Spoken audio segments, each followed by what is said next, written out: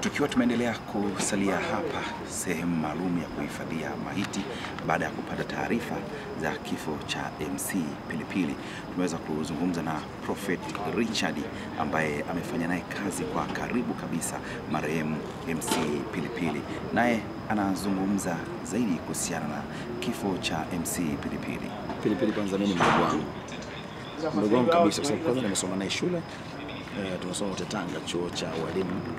Lakini pili, MC mimi kwake ni baba. Mimi ndo nimesimamia harusi yake.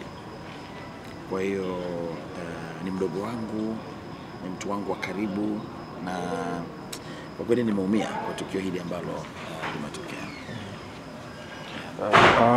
Kwenye maisha yake ya kawaida ya kila siku, labda kuna vitu ambavyo Watanzania walikuwa havifahamu. Ni vipi? Alikuwa anapenda nini, na unaweza kumzungumziaje? Alikuwa ni mtu wa aina gani? Okay. Kwenye maisha yake ya kawaida vitu vingi ambavyo watu nadhani hawavifahamu ni kwamba jamaa alikuwa na ndoto, na alikuwa na ndoto za kuja kuwa kiongozi wa serikali.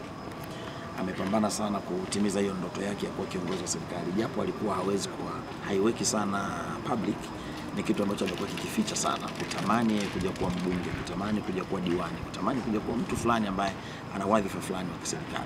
Lakini jambo lingine pia wote tunafahamu kwamba Pilipili alikuwa mtu wa furaha, alikuwa ni mtu wa kutupatia furaha.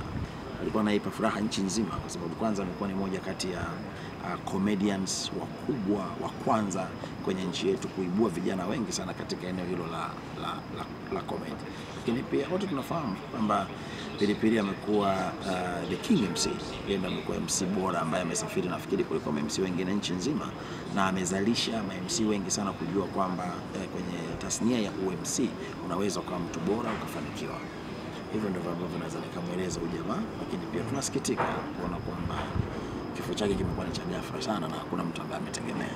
MC taarifa ni lipi labda ambalo la mwisho, labda kama ulizungumza naye, maana ni mtu wa karibu, ulisimamia ndoa yake, ni lipi ambalo la mwisho mliwahi kuzungumza, labda unaweza ukashare na sisi? La mwisho ambalo naweza nikasema ni kwamba mara mwisho nimeongea naye juzi, nilikuwa nina kikao naye kati yake yeye na mke wake, kwa sababu kuna vitu ambavyo na mimi nimekuwa navisikia kwenye mitandao kwamba ana mgogoro na mke wake. Nikampigia mke wake nikazungumza naye, akaniambia baba, mwite mwenzangu tukae tutazungumza. Kwa hiyo alivyokuja hivi Dodoma ndo nilikuwa na appointment ya kuonana naye leo baada ya kumaliza shughuli yake ya kazi.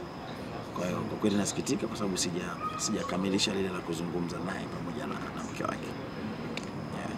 MC Samani, taarifa za kifo chake ulizipokea kwa muda gani na ukiwa kwa maeneo gani?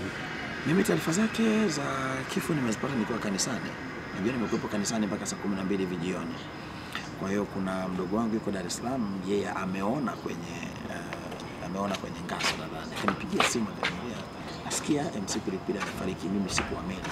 Nikapiga simu kwa wadogo zangu wengine na kuwasiliana na bosi Ngasa pia, kwa sababu ndio aliyekuwa amepost hicho kitu, na akaniambia kweli wako hapa. Kwa nikafika hapa nikaona kwamba kweli MC Pilipili hatunaye tena.